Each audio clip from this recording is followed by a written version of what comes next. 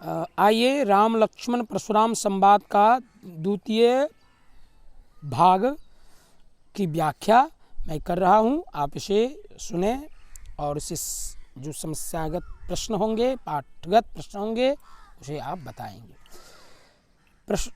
पंक्ति है, लखन कहा हसी हमरे जाना, सुनहु देव सब धनुष समाना। का क्षति लाभ जून धनु तोड़े, देखा राम नयन के भोरे। लक्ष्मण जी ने हंसकर कहा, हे देव सुनिए, हमारे जानने में। लखन कहा हंसी, लखन ने हंसकर कहा, हमरे जानने में। सुनहु देव सब धनुष समान, सभी धनुष समान ही हैं। कोई बहुत बड़ा धनुष नहीं है मेरे लिए, न कोई छोटा धनुष है।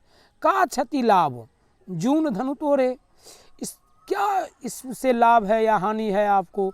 ये धनुष जो है पुराना हो गया था इसलिए टूट गया। देखा राम नयन के भोरे, इसे भ्रम से, भोरे मतलब भ्रम से। अगर मान लो पुराना धनुष था, आप इसे कह रहे हैं, थोड़ा सा राम जी ने इसे नवीन समझकर लगा कि नया है, तो जैसे ही खींचा या ताना तब तक यह टूट गया। लेकिन क्या पता यह पुराना धनुष था, टूट गया। परंतु छूटते ही छूवत टूट, तीसरी पंक्ति में कह रहा, छूवत टूट रघुपति नहीं दोषो। हे ऋषि, हे नाथ, छूने मात्र से यह टूट गया, इसमें रघुपति का क्या दोष? कभी कभी होता है ना, तुमने मेरा ये कलम तोड़ दिया या तुमने मेरा ये सामान तोड़ दिया, तो जिससे टूटा हुआ कहता, भाई देखो ना, ऐसे हल्का सा किए, लगता था पहले से टूटा था, इतना कमज़ोर था, छुए और टूट गया। कहता अच्छा हाँ पहले से होगा तब। लेकिन एक नई चीज़ जो ऐसे हो और कोई तोड़ दे तो थोड़ा सा ग्लानि होती है जिसका टूटता है। वहीं पर लक्ष्मण जी तर्क दे रहे हैं, छूने मात्र से यह धनुष टूट गया, इसमें रघुपति का, इसमें राम का, रघुपति शब्द आया है राम के लिए, इसमें राम का दोष नहीं है। मुनि बिनु काज करिए कत रोषु, परंतु हे मुनि, आप बिना कारण ही किस लिए इतना क्रोध कर रहे हैं? इन्हीं बातों के लिए आप इतना क्रोध कर रहे हैं। बोले चिते परुष की ओरा, ऐसा सुन, जैसे ही लक्ष्मण की बातों को परशुराम ने सुना, अपने फरसे की तरफ देखकर बोले चिते, चिते मतलब देखना, कितना परुष की ओरा, अपने फरसे की ओर देखकर कहते हैं, रे सट सुनहु स्वभाव न मोरा। रे मूर्ख, तुमने मेरे स्वभाव को नहीं सुना है। बालक बोली बधाऊ नहीं तो हुई, बालक जानकर, बालक समझकर तेरा मैं वध नहीं कर रहा हूँ। केवल मुनि जर जान ही मोही। अब मुनि को यहाँ मूर्ख नहीं कहा गया है, जर को आगे ले आइए। ए जर, ए मूर्ख, केवल मुनि लोग मेरे बारे में जानते हैं, तुझे बालक कह के मैं छोड़ रहा हूँ। परशुराम जी लक्ष्मण को अब कह रहे हैं, बाल ब्रह्मचारी अति को ही, मैं बचपन से ही बाल ब्रह्मचारी हूँ। विश्व विदित क्षत्रिय कुलद्रोही, यह पूरा संसार जानता है, क्षत्रिय कुल का नाश करने वाला मैं हूँ। मैं जो क्षत्रिय कुल, जो राजा होते थे क्षत्रिय कुल में, जो अनीति करते थे, जो इनका राजपाट सुंदर ढंग से जो नहीं चलाते थे, प्रजाओं की देखरेख नहीं करते थे, जो जिनका आचरण अच्छा नहीं होता था, उनको मैं विहीन कर देता था। किससे भाई? कि भुज बल भूमि भूप बिनु किन्ही, भुजा, अपने इस भुजा के बल पर, भूमि पर से, भूमि, भूप मतलब राजा, बिनु मतलब बिना, किन्ही मतलब किया। अपने भुजा के बल पर इस भूमि पर कितने राजाओं को मैंने विहीन कर दिया। विपुल बार महिदेवन दिन्नी, विपुल बार महिदेवन दिन्नी, विपुल मतलब एक से अधिक बार और अनेकों बार उनकी धन संपत्ति जायदाद को हमने दूसरे को दान, मैंने ब्राह्मणों को दान दे दी। महिदेवन मतलब ब्राह्मणों को दान दे दी। सहस बाहु भुज छेद निहारा, परश विलोक महीप कुमारा। देख लो,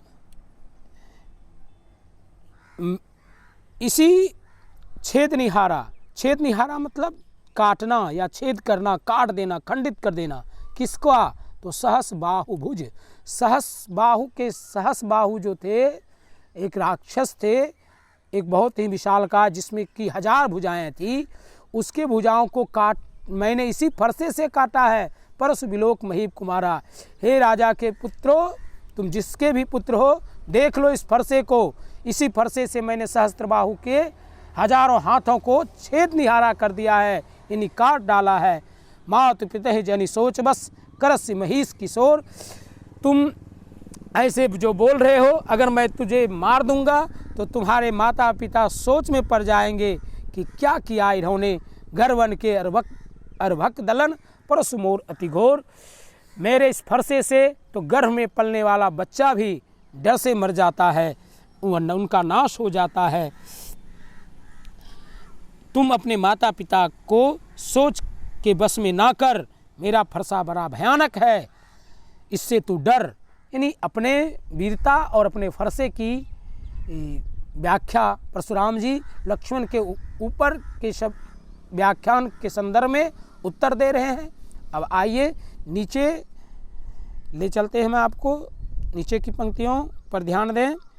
बिहसी, जैसे ही परशुराम जी ने ये सारे वचन कहे ना, पुनः लक्ष्मण जी हंसते हैं। बिहसी लखन बोले मृदुबाणी। हंसकर लक्ष्मण जी मीठे वचन बोलते हैं। ओहो मुनीस महाभट मानी, कहते हैं अरे मुनीश्वर, आप तो बड़े भारी योद्धा हैं। हंसकर यहाँ व्यंग कर रहे हैं लक्ष्मण जी।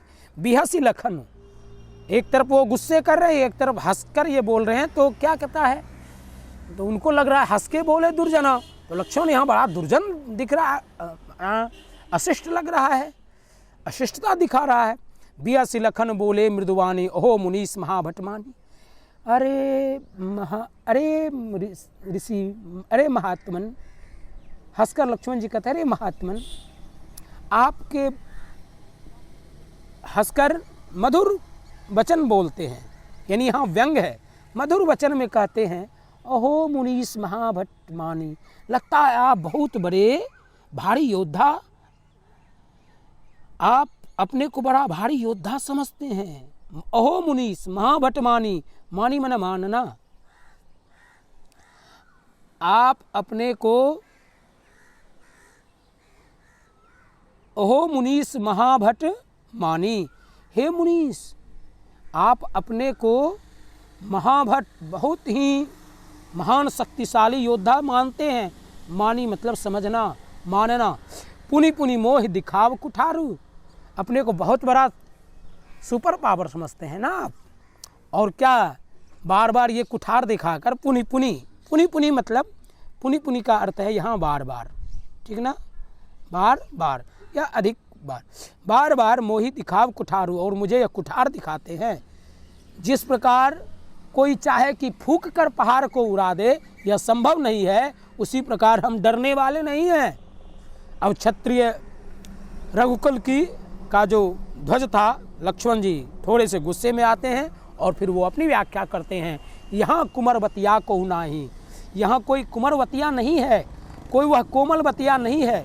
आप लोग देखेंगे पंपकिन में सीताफल की जो पहली सी फूल के बाद जो थोड़ी सी फल निकलती है, अगर आप वहाँ पर अपनी तर्जनी को दिखाते हो तो गांव घर की महिलाएं कहती हैं, दादी कहती हैं, बेटा उस तर्जनी से मत उसे टच करो, छुओ, नहीं तो वह गल जाएगा, क्योंकि वह बहुत कोमल होता है और नाखून के स्पर्श होने से वह गल जाता है। यह देखा गया है, यह सही है। इसलिए यहाँ तर्क दे रहे हैं लक्ष्मण जी, यहाँ कुंवर बतिया, यहाँ वह कोमल कोई बतिया नहीं है जो तर्जनी देख मरी जाही, जो तर्जनी दिखाने से, उंगली दिखाने से मर जाएगा। हमको उसमें गिनती मत कीजिए। देख कुठार सरासन बाना, मैं कछु कहा सहित अभिमाना। देखी आगे की पंक्तियां में देखिए कि कुठार और धनुष बाण देखकर मैंने कुछ अभिमान सहित कहा था, भृगुवंशी समझकर और यज्ञोपवीत देखकर तो जो कुछ आप कहते हैं उसे मैं क्रोध को रोककर सह लेता हूँ। देख कुठार सरासन बाना, आपके पास फरसे बाण धनुष को देखकर मैं कछु कहा सहित अभिमाना, कहा भाई चलिए ये आप बोल रहे हैं तो अभिमान बस मैं इनको क्या कर लिया, यज्ञोपवीत जो आपके आचरण ऐसे थे, आपके रूप ऐसे थे जिसे देखकर मुझे लगा कि आप पर अभिमान नहीं करना चाहिए, आप पर तर्क नहीं देना चाहिए। मैंने उन सब बातों को तब तक सहा। आपके रूप रंग व्यवहार और पहनावे को देखकर भृगुसुत समुझ जनेऊ बिलो की, भृगुसुत समझकर आपके ऊपर मैंने जनेऊ बिलो की, जनेऊ को देखकर जो कुछ कहो सहो ऋषि रोकी। हे ऋषि, उन सबों को मैंने सहा। सुर महिसुर हरिजन अरुगाई, हमारे कुल इन पर न सुराई। का आपके आचरण व्यवहार, जनेऊ, धनुष, फरसे, इन सबों को धारण किए हुए देखकर मैंने वो सब कुछ सहा जहाँ तक मुझे सहना चाहिए। लेकिन और इसलिए भी सहा क्योंकि मेरे कुल में, क्षत्रिय कुल में, सूर्यवंश के जो क्षत्रिय हैं वो देवता, ब्राह्मण, भक्त, हरिजन, हरिजन का अर्थ यहाँ है सुर मतलब देवता, महिषुर ब्राह्मण, हरिजन भक्त, हरि को जानने वाला, अरुगाई और गाय, इन पर क्या करते हैं? वार नहीं करते, इन पर प्रहार नहीं करते, इन पर अपनी वीरता नहीं दिखाते। हमरे कुल इन पर न सुराई, इस पर आक्रोश नहीं करते। बंधे पाप अपकीरति हारे, इसके बाद वध करने से क्योंकि इन्हें मारने से क्या लगता है? पाप लगता है। इनसे हार जाने पर अपकीर्ति होती है। कथा है ये है, हमरे कुल इन पर न सुराई, बंधे पाप अपकीरति हारे, मारत हूँ पाप परिय तुम्हारे। और आप अगर मुझे मारेंगे भी, आप मुझे कुछ दंड भी देंगे तो मैं क्या करूँगा? आपके परिय तुराए, परिय आपके पैरों पर तुराए मैं पढ़ूँगा। आपका सब कुछ मैं सहन करूँगा, क्योंकि मैंने समझा कि आप इन्हीं में से कोई हैं, इसलिए मैं ये सब सहन कर रहा था। लेकिन अब लग रहा है, आप समझ रहे, एक बार मैं पुनः ऊपरी पंक्ति लूँ। बंधे पाप, अगर मेरे कुल में इन चारों लोगों पर प्रहार नहीं किया जाता है, इन पर प्रहार करने से पाप लगता है। आप मुझे चाहे जो कुछ कहें, मेरे को जो करें, लेकिन मैं आपके पैर पड़ने लायक ही हूँ। अगर आप पर कुछ करता हूँ तो इससे हम लोगों की अपकीर्ति होती है इस वंश की, इसलिए मैंने ये समझकर आपको कुछ नहीं कहा। लेकिन कोटि कुलिस संवचन तुम्हारा, व्यर्थ धरऊँ धनुवान तुम्हारा। हे ऋषि, कोटि मतलब सहस्त्र, कुलिस वज्र के समान, हजारों वज्र के समान तो आपका वचन है। आपने व्यर्थ ही धनुष और बाण को धारण किया है। जो बिलो की अनुचित कहूँ, क्षमो महामुनि धीर, सुनि सरोज भृगुवंश मुनि, बोला गिरा गंभीर। अंतिम अलग की पंक्तियाँ नीचे की इन पंक्तियों में देखिए, वो कहते हैं, इन्हें देखकर मैंने कुछ अनुचित कहा हो तो उसे धीर धरिए, क्षमा कीजिए। यह सुनकर भृगुकुल मणि परशुराम जी क्रोध के शांत गंभीर बोले। कहा कि अगर मैंने इससे ऊपर कुछ गलत कह दिया तो हे भृगुकुल मणि, जो बिलो की, मैंने जो देखा अनुचित कहा, लक्ष्मण जी का ने जो, और अगर लग रहा है कि मैंने अनुचित कहा तो क्षमा हूँ महामुनि धीर, हे धीर धारण करने वाले मुनियों के महामुनि, मुझे क्षमा करें। सुनी सरोज, ऐसा सुनकर भृगुकुल मणि, भृगुकुल वंशमणि परशुराम जी बोले गिरा गंभीर। थोड़ा सा वहाँ शांत होते हैं और बोलते हैं, कौशिक सुनहु मंद एहु बालक। हे विश्वामित्र, राम जी लक्ष्मण जी जिनके साथ आए थे वो विश्वामित्र थे। कहता, हे विश्वामित्र सुनो, यह बालक कुबुद्धि और कुटिल है। कुटिल बालक कुटिल काल बस निज कुल घालक। कौशिक सुनहु मंद एहु बालक। हे विश्वामित्र, कौशिक विश्वामित्र हैं। कौशिक किसे कहा गया? विश्वामित्र को। तो परशुराम जी विश्वामित्र को कह रहे हैं, उनके गुरु को कह रहे हैं, जो उनको लेकर आए थे राम लक्ष्मण को, कि हे विश्वामित्र सुनिए, यह बालक क्या है? बड़ा कुबुद्धि और कुटिल है। कुटिल काल बस निज कुल घालक, काल के बस होकर यह मेरे कुल का घात बन रहा है। हाँ, भानुवंश राकेश कलंकु, भानु मतलब भानुवंश, सूर्यवंश के राकेश, सूर्यवंश के जो रूपी चंद्र का यह कलंक है। कहता है भानुवंश, सूर्यवंश में जिस प्रकार चंद्रमा में कलंक है, उसी प्रकार यह सूर्यवंश में चंद्रमा में कलंक के समान है, चंद्र का कलंक है।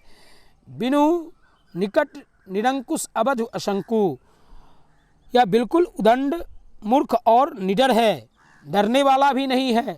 काल कबहु होई यहीं छन माही, कहो पुकारी खोर मोहि नाही। कहता यह कभी भी मेरे काल कबहु होई यहीं छन माही, मेरे काल के कभी भी यह बस में हो सकता है। कहो पुकारी खोर मोहि नाही, मुझे तो हमारा प्रताप बल और क्रोध बताकर इसे मना कर दो। कहो पुकारी खोर मोहि नाही, तुम हटकहूँ जो चाहूँ उबारा, कही प्रताप बलु रोष हमारा। तुम हटकहूँ, यह इसके हट को जो अगर उबारना चाहते हो, इसे बचाना चाहते हो विश्वामित्र, तो मेरे प्रताप को कह के इसे बचा लो, इसे समझा दो, इसे शांत कर दो। ऐसा जैसे ही परशुराम जी विश्वामित्र को कहते हैं, तो पुनः लखन जी बोलने लगते हैं। लखन कहो मुनि सुजस तुम्हारा। लक्ष्मण जी ने कहा, हे मुनि, आपका सुयस आपके रहते दूसरा कौन कह सकता है। लखन कहो मुनि सुजस तुम्हारा। हे लखन, हे मुनि, आपकी व्याख्या तुम ही अछत को वर्णय पारा। आपसे अच्छा तुम ही, तुमसे अच्छत मतलब अच्छा को वर्णय पारा। कौन वर्णन कर सकता है, को वर्णय पारा। आपके गुण का वर्णन तो आपसे अच्छा कोई कर नहीं सकता। अपने मुँह तुम आपनी करनी, बार अनेक भांति बहुवर्णी। अपने मुख तुम आपन करनी, अपनी करनी अपने चरित्र को बार अनेक भांति बहुवर्णी। अनेक बार तो आपने व्याख्यान कर दिया, नहीं संतोष तो पुनि कछ कहूँ। इतना व्याख्या, इतना अपने बारे में सब कुछ कहने के बाद भी अगर संतोष नहीं है, तो जनि ऋषि रोग दुसहु दुख सहूँ। तो नहीं संतोष है तो हे महात्मन और कुछ कहिए, संतोष नहीं हुआ तो कुछ और कहिए। क्रोध रोक कर असहज दुख मत सहिए, ऋषि जनि रोग की दुसहु दुख सहूँ। काहे अपने गुस्से को रोक कर दुख सह रहे हैं। वीरव्रती तुम धीर अछोभा, गारि देत ना पाबहु शोभा। आप वीरता का व्रत धारण करने वाले हैं, धैर्यवान हैं, क्षोभ रहित हैं, आप तो महात्मन हैं। गाली देत न पाबहु शोभा, गाली देते समय आप जो ऐसे ऐसे कठोर वचन कह रहे हैं, मुझे गाली दे रहे हैं, ये आपको शोभा नहीं देता है। सूर समर करनी करहीं, कहीं न जना वहीं आप। जो सूर है, जो योद्धा होता है, वो अपनी सूर तो युद्ध में सूरवीरता का प्रदर्शन करता है, रणभूमि में प्रदर्शन करता है। सूर समर करनी करें, वह युद्ध में अपनी करनी करता, नहीं न जना वहीं आप। वो अपने बारे में केवल कहता नहीं, जनाता नहीं है। विद्यमान रन पाई रिपु, कायर करें कलाप। शत्रु के युद्ध में उपस्थित पाकर कायर ही अपने प्रताप की डिंग हाँकता है। जब उसे लगता है कि हम कमज़ोर हैं, तब वह कहता है, तुम हमको जानते नहीं हो, देख लो, हम मार देंगे, हम पटक देंगे। वह तब कहता है, वह तभी वैसा यह योद्धा ऐसा कहता है जब उसे सामने वाले से डर लगता है। वह अपने प्रताप को, दूसरे के प्रताप को नहीं जान पाता है। और जो नीचे है वह है, तुम तो काल हाँक जनिलावा। आप तो मानो काल को हाँक कर लाकर उसे बार बार मेरे लिए बुलाते हैं। तुम तो काल हाँक जन्म लावा, जैसे आपने मेरे लिए काल को कहा, चलो लक्ष्मण को पकड़ के ले जाना है। काल को पकड़ के बुलाते हो, बार बार मोहिलाग मेरे कारण काल को बुलाए। सुनत लखन के वचन कठोरा, लखन के ऐसे वचन को सुनकर परशु सुधार धरों कर घोड़ा। अपने लखन के ऐसे वचन को सुनकर परशुराम ने अपने भयानक परसे को सुधार कर, संभाल कर, सुधारा मतलब संभाल कर, कसकर पकड़ा और परशु सुधार धरों कर घोड़ा। हाथ लिया और बोला, अब जनि देहु दोष मोहि लोगु। अब जनि दे अब जनि दे दोष मोहि लोगु। अब मुझे कोई लोग दोष मत देना। कटुवादी बालक बद जोगु। यह करवा बोलने वाला बालक मारे जाने के ही योग्य है। बाल बिलो की बहुत मैं बाँचा, बालक समझकर मैंने इसे बहुत बचाया। अब यह मरनिहार न साँचा। अब यह मरने सचमुच मरने वाला, साँचा मतलब सचमुच। अब यह सचमुच मरने वाला, मरनिहार है, सचमुच मरने वाला है। कौशिक कहा, क्षमो अपराधु।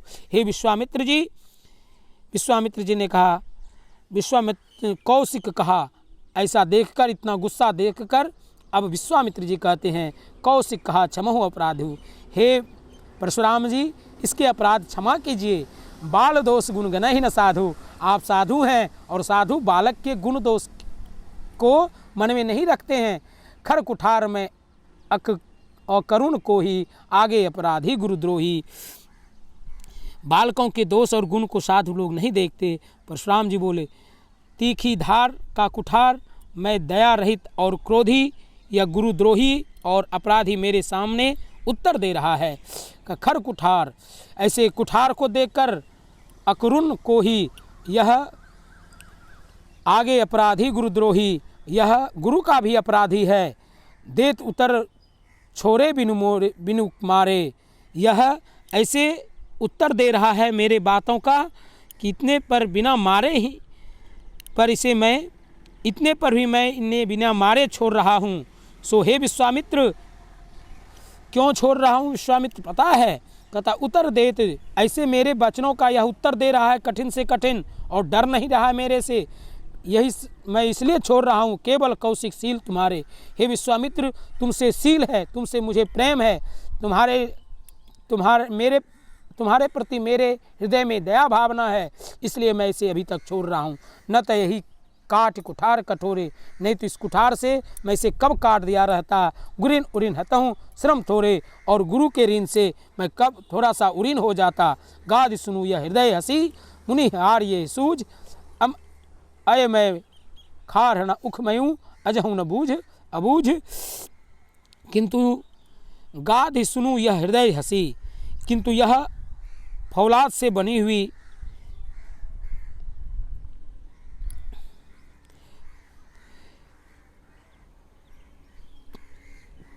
केवल छोड़ रहा हूँ। और विश्वामित्र जी ने हृदय में हंसकर कहा, परशुराम की हरा ही हरा सूझ रहा था यहाँ पर, और मतलब उसे लग रहा था कि सामान्य कोई बालक है और जो कह रहे थे वो कह ही रहे थे, किंतु यह फौलाद की बनी हुई खाण है, रस की खाण नहीं जो मुंह में लेते ही गल जाए। खेद है, मुनि अब भी बेसमझ बने हुए हैं, इनके प्रभाव को नहीं समझ रहे हैं। कहता है, अब विश्वामित्र जी सोच रहे हैं कि परशुराम तो ऐसे बोले जा रहा है, इस लड़के को समझ नहीं रहा है, यह कौन है। यह सोचता है कोई ऐसा है जिसको मुंह में खाण, खाण का अर्थ है यहाँ खाण है।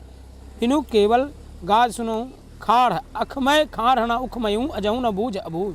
ये सोच रहे हैं गुड़ का कोई ढेला है जिसको मुंह में लेने से गल जाएगा। लक्ष्मण ऐसा तो है नहीं, लक्ष्मण को अगर बोलेगा तो वह तर्क देगा ही नहीं।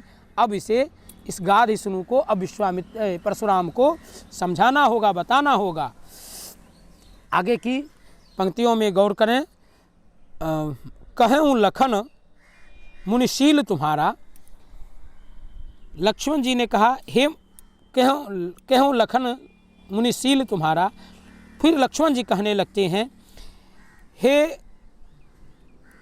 हे मुनि, आपके प्रेम को कौन नहीं जानता, को नहीं जान विदित संसारा। पूरे संसार में कौन नहीं जानता। माता पिता उरीन भयनी के, आप माता पिता से तो अच्छी तरह उरीन हो गए। गुरु इन रहा सोच बर जी के, अब गुरु के ऋण से उरीन होना चाहते हैं जो मन में रह गया है। अब गुरु का ऋण रहा है जिसका जी में बड़ा सोच लग रहा है, तो वह मानो हमारे मत्थे कढ़ा था। सो जन्म हमरे माथे ही काढ़ा, अगर वह मेरे माथे कढ़ा है, मेरे को ही जाना है। दिन चली गया हूँ ब्याज बर बाढ़ा, तो बहुत दिन गए, इसे ब्याज भी बहुत बढ़ गया होगा। अब किसी हिसाब करने वाले को बुला लाइए, मैं तुरंत थैली खोल कर दे देता हूँ। कहता अब माता के ऋण से तो आपने अपने माता पिता को मार दिया था, तो माता पिता के ऋण से तो ऋण हो ही गए, व्यंग किया। अब बचा है गुरु का ऋण, तो अगर मेरे को ही मारकर आपका गुरु का ऋण जाएगा तो कि, और यह तो बहुत दिन से आपने गुरु को ऋण दिया नहीं, तब से ब्याज भी बढ़ गया होगा, तो जो कुछ ब्याज सहित अब गुरु के ऋण से ऋण हो आइए, लाइए किसी हिसाब करने वाले को। दिन चली गए, ब्याज बढ़ा, बहुत दिन हो गया, आप किसी को हिसाब करने वाले को ले आइए।